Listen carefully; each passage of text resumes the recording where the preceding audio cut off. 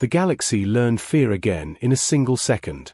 A silent alarm spread across 1,000 star systems, not loud, not dramatic, just a quiet warning flashing on ancient consoles that had not recorded a threat in 10,000 years. Something massive had crossed a boundary no one was supposed to cross. Something built for war. Something human. For most of recorded history, the galaxy believed war was a disease that intelligent life eventually cured. Species fought when they were young. Then they learned cooperation. Then peace. Humanity, the galaxy believed, never reached that final step. That was why Earth had been isolated. That was why the humans were forgotten. Until now. High Observer KLOYN stood inside the orbital archive above the capital world of Elith Prime. The archive was older than most civilizations, a sphere of light and crystal that recorded every major event since the first faster-than-light jump. Kale had spent his entire life studying patterns, predicting economic shifts, tracking migration routes. Nothing exciting. Nothing dangerous. He was reviewing trade flow data when the lights shifted from soft blue to warning amber. "Observer," an aide said quietly, voice tight, "we've detected a vessel entering intergalactic transit space." Kale did not look up. An authorized jump. Yes. Origin, classified as quarantined. That made him pause. Which system? The aide swallowed. Sol. The room went silent. Sol. Earth. Humanity. That quarantine was older than Kale's species' written language. Earth had been sealed off after early observations showed endless conflict, nuclear weapons, and a willingness to destroy their own world rather than surrender. The galaxy had voted, calmly, logically, to leave them alone. They were expected to burn themselves out, Kale said slowly. Yes, observer. How large is the vessel? The aide hesitated. Larger than any single ship currently registered in Concord space. Kale felt something cold settle in his chest. Show me. The main projection expanded. Space folded inward, revealing a black shape sliding out of nothingness like a predator breaking the surface of dark water. The ship was massive. Angular. Covered in layered armor and weapon ports. No artistic curves. No decorative lights. It wasn't built to impress. It was built to survive. Around the chamber, other observers stared in silence. "What kind of ship is that?" someone whispered. Kale answered without realizing it. "A battleship." The word felt ancient. Uncomfortable. "Why would they build that?" another asked. Kale didn't answer, because the truth was obvious. Because they expected enemies. Across the galaxy, the same image spread. Peace stations. Research colonies. Garden worlds that had never seen violence. Children stopped playing as adults stared at screens in disbelief. This was not how first contact was supposed to happen. The ship did not broadcast greetings. It did not ask permission. It simply moved forward. On the human vessel, Commander Elias Ward watched alien sensor feed scroll past with calm focus. He was tall, broad-shouldered, his hair already grey despite his age. War had a way of aging people, even wars that never came. "Status," he said. "Entry successful," reported Lieutenant Noor Patel. "No resistance. No pursuit. No weapons lock." Ward nodded. As expected. Behind him, the bridge hummed with restrained power. This ship was not humanity's first attempt to reach the stars, but it was the first they allowed to be seen. For 5 centuries, humans had prepared in silence. They remembered the quarantine. The sudden loss of distant signals. The realization that they were not alone, and that the galaxy had decided they were too dangerous to talk to. They didn't respond with surrender. They responded with unity. Nations that once hated each other merged resources. Militaries became planetary defense forces. Science accelerated under pressure. Every child learned history, not to glorify it, but to understand what fear could do if left uncontrolled. And above all, humanity built ships. Not fleets of beauty. Fleets of warning. "This galaxy had 500 years to come finish us," Ward said quietly. They didn't. Patel glanced at him. Do you think they're watching now? Ward allowed himself a thin smile. They always were. They just didn't expect us to knock back. A signal alert chimed. Incoming transmission, Patel said. Multiple sources. Looks like a council. Ward straightened. Put it through. The image stabilized into a chamber filled with beings of every imaginable shape. Tall, scaled figures. Floating lights. Creatures of metal and mist. At the center stood High Observer Awaken, trying, and failing, to hide his fear. This is the Galactic Concord, Kale said. You are violating ancient law. Ward leaned forward, resting his hands calmly on the console. This is Commander Elias Ward of the United Terran Defense Initiative, he said. We are aware. You were quarantined for the safety of the galaxy, Kale replied. Your species has a history of war, Ward finished. Yes. We know. Kale hesitated. Then why come armed? Ward's eyes hardened, not with anger, but certainty. Because the universe does not reward hope alone, he said. It rewards preparation. Murmurs rippled through the chamber. Kale gestured helplessly at the image of the battleship still visible behind Ward. That ship could destroy entire worlds. Ward nodded once. It could. Then why hasn't it? Silence stretched. Because we're not here to conquer, Ward said. We're here to join. The observers exchanged confused glances. You bring weapons into peaceful space, Kale said. You frighten every civilization we protect. Ward did not deny it. You left us alone with our fear, he said evenly. You watched us fight ourselves. You assumed we would fail. Instead, we learned something you forgot. And what is that? Kale asked. Ward leaned closer to the camera. That peace only lasts if someone is willing to defend it. Behind him, the human battleship continued its steady advance, not toward a world, not toward a station, but toward the center of galactic civilization itself. The galaxy had avoided war for 10,000 years. Humanity had trained for it every day. And now, for the first time since the stars were mapped, the galaxy had to ask itself a terrifying question. Had peace made them safe? Or weak? Fear did not arrive as panic. It arrived as doubt.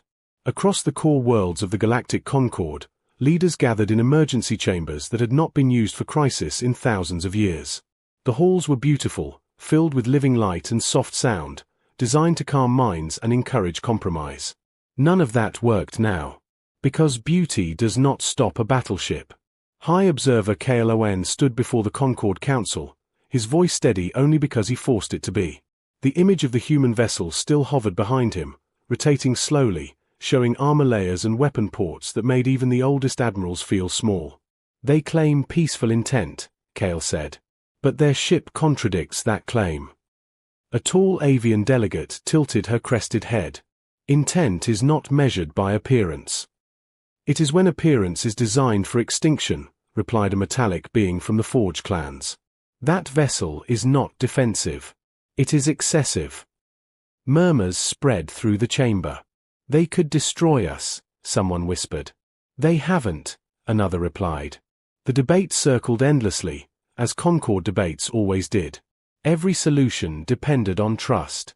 Every assumption rested on the idea that no one would ever choose violence again. That idea had worked, until humanity arrived.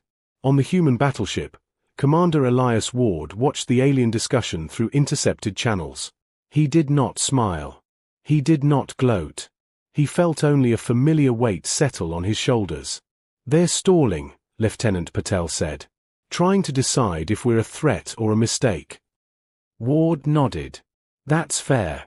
We did the same thing with ourselves once. Captain Hannah Kuroda entered the bridge, her expression sharp. She commanded the ship's strategic wing, a woman shaped by long years of preparation for a war that never came.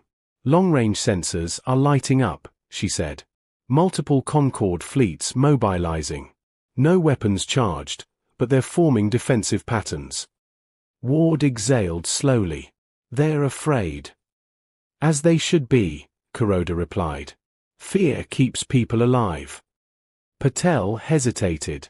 Or it starts wars. Ward looked at her. Only if it's ignored.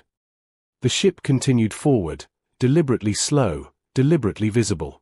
Humanity had learned the cost of surprise attacks the hard way. This time, they wanted the galaxy to see everything. On Elith Prime, Kaloen watched the human ship grow larger on the display as it approached Concord space proper. He felt something he had never felt in his long career. Regret. We should have spoken to them, he said quietly to an aide. They were violent, the aide replied. Unstable. Kale shook his head. So were we, once. The first real test came sooner than anyone expected. At the outer edge of Concord territory, a border defense station, automated and ceremonial more than functional, detected the human ship crossing an invisible line. An alarm sounded. The station systems, untouched for centuries, activated their only remaining defense protocol, a warning pulse. A harmless energy wave designed to signal intrusion. The pulse struck the human battleship's shields. Nothing happened. Inside the station, an observer gasped. They didn't even slow down. On the human bridge, Patel reported calmly, minor energy contact. No damage. Ward nodded. Send a message. The transmission went out immediately. This was a warning, Kale said through the channel, his voice strained. You are entering protected space. Ward met his gaze. So were you, he said, when you entered our skies 500 years ago. Kale flinched. We are not here to test your defenses, Ward continued. But understand this, if something out there can erase entire regions of space, your warning systems won't stop it. The council chamber erupted. What does he mean? Someone demanded. Kale turned slowly. What did you say about erasing space? Ward did not answer immediately. He gestured, and a new image replaced the ship's silhouette. Darkness. Not empty space, but absence. Stars cut off midlight. Signal trails vanishing into nothing. We call it the void front, Ward said. You call it something else. Kale felt his breath catch. The silent reach. The room froze. That region has been expanding, Ward continued. You've been losing probes. Colonies. You told yourselves it was natural. You told yourselves it wasn't hostile. It isn't, Kale said weakly. It's just unknown. Ward's expression hardened. So was fire, he said. So was disease. So was every predator that ever hunted us. Kuroda stepped forward, her voice calm but unyielding. We didn't come here to scare you. We came because whatever is eating your borders is moving faster than you admit. Silence swallowed the chamber. You've known, Ward said softly.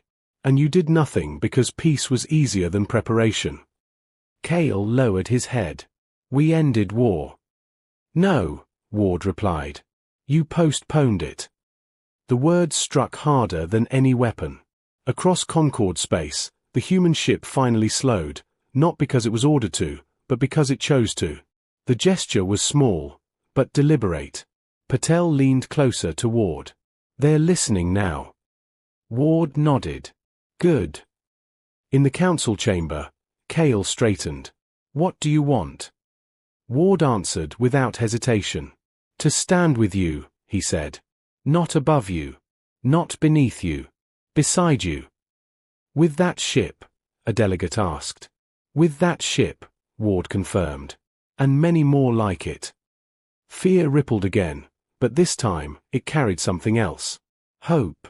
Because for the first time in centuries, the galaxy was not facing the dark alone. But hope came with a price. And deep in the expanding void beyond the stars, something noticed the human signal. Something ancient. Something hungry. And something that had never expected prey to look back and prepare. The galaxy did not sleep that cycle. Across Concord space, light stayed on in council halls and observatories that had not known urgency in generations. Data flowed where silence once ruled. Old defense protocols were pulled from archives, studied by minds that had never believed they would need them. Fear had become education. High Observer Kaeloan stood alone before a wall of drifting stars, replaying the human data again and again. The images of the expanding darkness did not behave like a natural phenomenon. Its edges were uneven. Its movement was selective. It avoided some regions and consumed others. It chose. That truth frightened him more than the human battleship ever had. "You should rest," an aide said quietly. Kael shook his head. "I spent my life believing the universe was solved, that all real dangers were behind us. And now I realize we were simply lucky." On the human ship, Commander Elias Ward watched the same data with a different expression. Not surprise. Not confusion. Recognition. "We've seen patterns like this before," he said. Lieutenant Patel glanced up. "On Earth." "In our history," Ward replied. "Predators don't rush. They test. They probe. They wait until resistance forgets how to resist." Captain Kuroda folded her arms. "And the Concorde forgot completely." "They optimized for peace," Ward said. "We optimized for survival." A new alert pulsed across the bridge. "Long-range anomaly," Patel reported. "Void front activity spike. Something just changed." The stars on the display shifted. A section of darkness rippled, like a surface disturbed by movement beneath it. Then something emerged. It was not a ship. It had no clear shape. Space bent around it, light stretching and warping as if reality itself struggled to define what it was seeing. Across the galaxy, observers screamed. "That's impossible," Kael whispered as the image reached him. "Nothing can exist there." "Correction," Ward said through the open channel. "Nothing you know of." The entity did not approach quickly. It drifted forward with calm certainty, as if it already owned the space it moved through. "What is it?" a Concorde delegate demanded. Ward answered honestly. "We don't know its name," he said. "But we know its behavior." The human ship sensors flared to full power, analyzing energy flows, gravitational distortions, signal echoes. "It's alive," Patel said softly. Kael felt his legs weaken. "Space itself is alive." "No," Kuroda said. "Something that learned how to live inside it." The entity reacted, as if hearing them. A pulse rolled outward from the darkness, sweeping across Concorde sensors. Communications flickered. Defense grids stuttered. Entire monitoring stations went dark in an instant. No explosion. No fire. Just silence. "They're gone," someone whispered. The chamber erupted into panic. "They didn't fire a weapon," Kael said, voice shaking. "They erased them." Ward's voice cut through the chaos, steady and controlled. "This is why we came armed." The entity shifted its attention. It turned. Not toward a world. Toward the human battleship. On the bridge, alarms screamed. "Energy spike," Patel shouted. "Targeting us." "Shields up," Ward ordered. "All layers." The battleship's armor flared with light as its defenses activated. Humanity's finest engineering strained against forces that bent the laws of physics. The entity released another pulse. It struck the ship.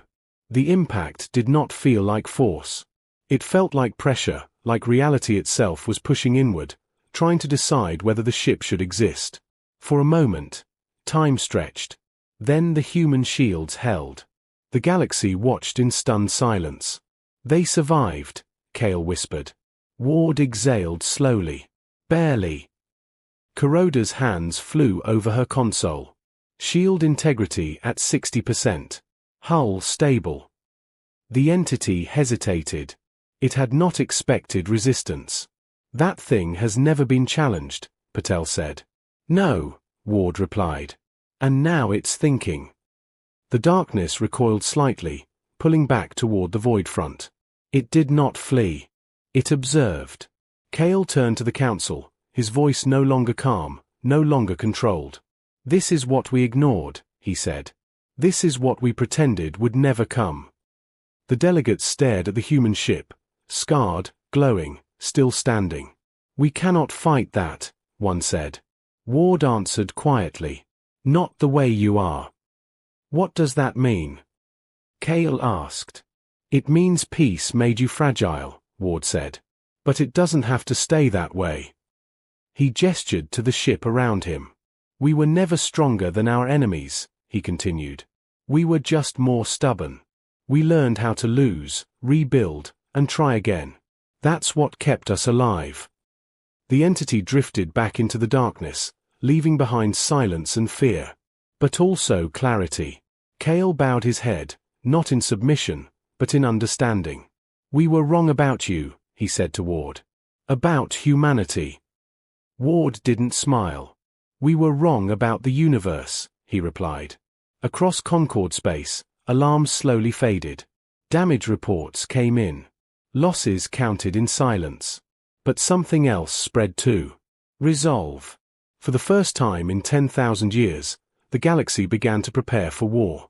And for the first time in its long, peaceful history, it was humanity teaching the stars how to survive. Far beyond the visible edge of space, the darkness shifted. It had found something new. Not prey. Opposition. And the universe, which had always favored the ruthless, waited to see which kind of monster would endure. Preparation changed the galaxy in quiet ways at first. There were no declarations of war. No dramatic speeches broadcast across the stars. Instead, there were meetings that lasted for entire cycles, emergency councils that abandoned tradition, and decisions that would have been unthinkable only weeks earlier. The Galactic Concord asked humanity for help. Not politely. Not proudly. But honestly. High Observer Cale stood before Commander Elias Ward on a secure channel, his posture no longer ceremonial. "We do not know how to prepare for what we saw," Cale admitted. "Our people have never trained for conflict. Our fleets are symbolic. Our weapons were dismantled generations ago." Ward listened without interruption. "When our ancestors realized we were not alone," Cale continued, "they chose peace above all else. They believed removing violence would remove danger." Ward nodded slowly. "That belief makes sense. It's just incomplete." Cale lifted his gaze. "Then teach us." The request echoed through human command. On Earth, the United Terran Council convened in a chamber carved deep beneath the planet's surface, surrounded by relics of wars humanity had nearly lost. Generals, scientists, and diplomats sat together, something that would have been impossible centuries ago. "They're asking us to militarize the galaxy," one delegate said. "That's dangerous." "So is letting it stay helpless," another replied. Ward stood at the center of the room via projection. "This isn't about turning them into us," he said. "It's about reminding them what the universe actually is." After hours of debate, the decision was unanimous. Humanity would help. Not by dominating. By teaching. Training stations were constructed along Concord borders. Human engineers worked alongside alien architects, blending function with beauty. Weapons were redesigned, not for destruction, but for deterrence. Shield systems were rebuilt to absorb the kind of pressure the darkness used. And for the first time in millennia, alien soldiers trained. They struggled at first. They hesitated. They flinched. They questioned every exercise that involved simulated loss. Human instructors did not mock them. They explained. "This drill isn't about winning," a human sergeant told a group of trembling recruits. "It's about failing without breaking." Some recruits quit. Some stayed. Those who stayed changed. Cale visited one of the training stations weeks later. He watched a mixed-species unit run a defense simulation against a Void-Front-style incursion. The simulation ended in failure. Half the virtual station was lost.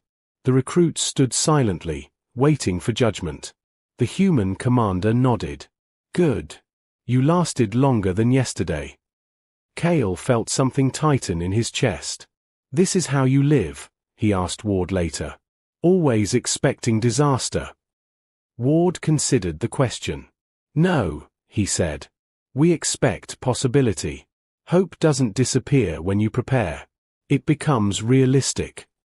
The darkness did not wait. Void front incursions increased. Entire systems vanished between updates. Colonies at the edge of Concord space went silent without warning. And then came the first real loss. A listening outpost, newly reinforced with human shielding technology, detected a massive void entity approaching. It transmitted data for 12 seconds before disappearing. 12 seconds was enough. Human analysts studied the recordings obsessively. Patterns emerged. Frequencies. Delays. Weaknesses. They communicate through the distortion itself, Patel said, pointing at the data. Like a nervous system spread through space. Kuroda leaned closer. That means we can disrupt it. Or provoke it, Ward said quietly. The plan that followed was risky. Possibly suicidal. They would bait the darkness. A joint fleet assembled at the edge of the void front. Concord ships, sleek, elegant, newly armored, formed careful defensive arcs. At the center stood 3 human battleships, scarred but ready. Cale watched from the command deck of a Concord cruiser, his hands shaking despite himself. This goes against every principle we built our civilization on, he said. Ward stood beside him, calm as ever. So did survival, once. The fleet broadcast a controlled energy signal, tuned to match the void entity's previous response patterns. The darkness answered. Space warped. Reality screamed.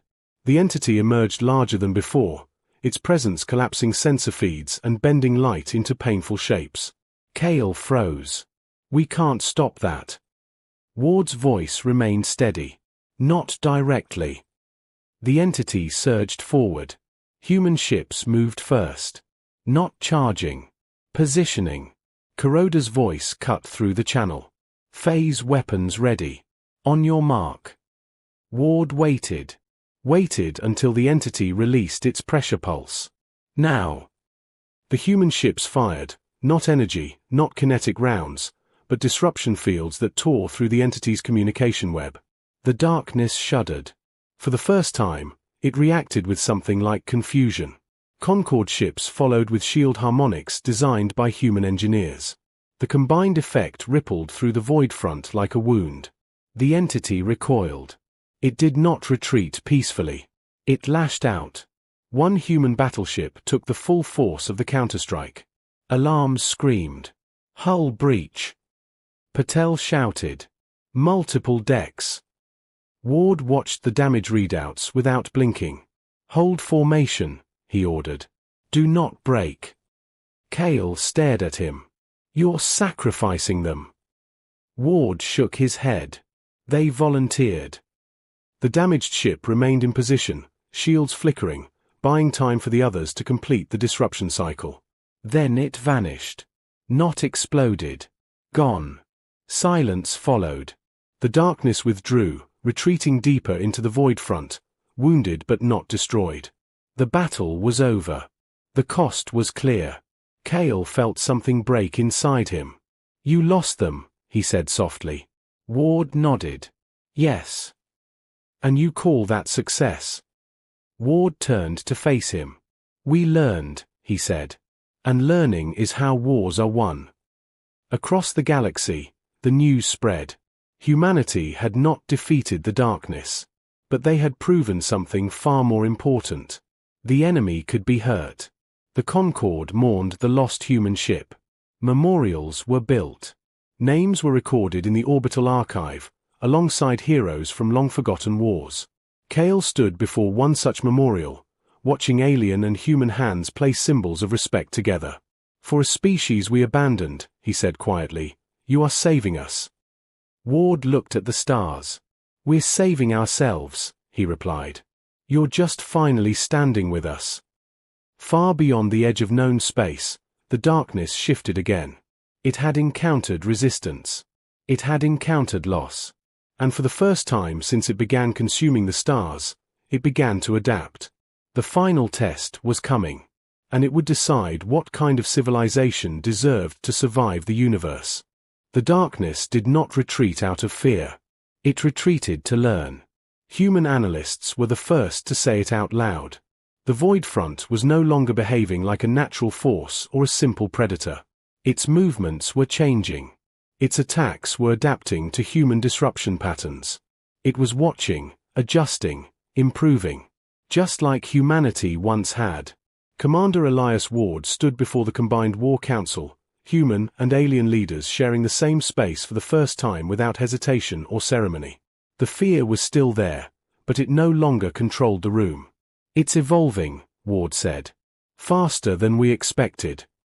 Kalaran closed his eyes briefly. "Then we are still too late."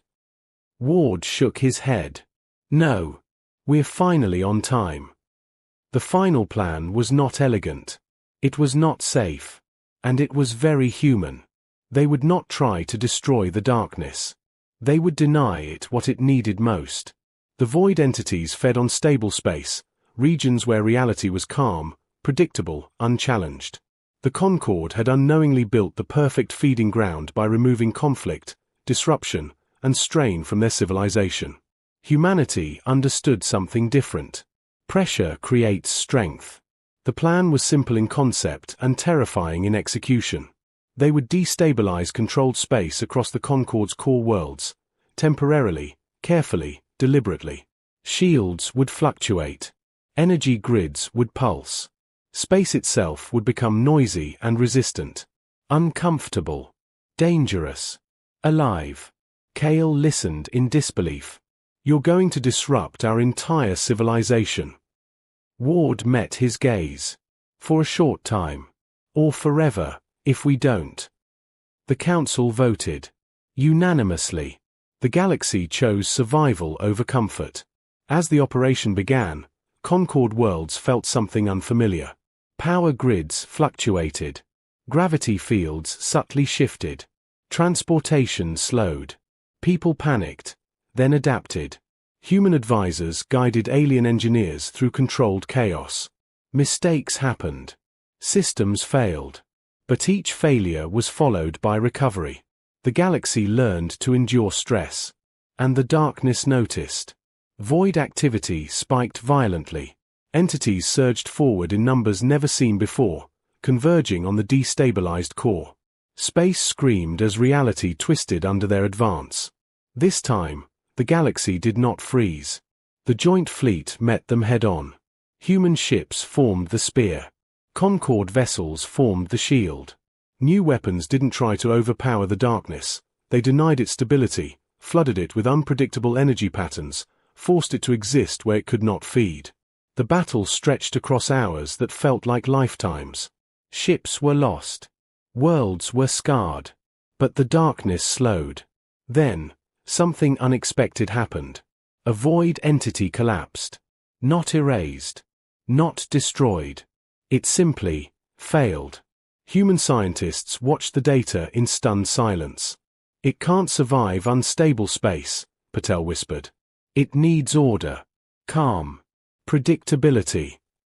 Ward nodded. Like every tyrant in history. The remaining entities recoiled, retreating deeper into the void front. The darkness began to shrink, not quickly, not completely, but undeniably. The galaxy had not won. But it had survived. When the final alarms faded, silence returned to the stars. This time, it was different. Heavier. Earned. Kale stood beside Ward aboard a battered Concorde cruiser overlooking a scarred but living system. "We thought peace meant safety," Kale said quietly. Ward looked at the stars. "Peace means work." The Concorde did not return to what it had been. It never could.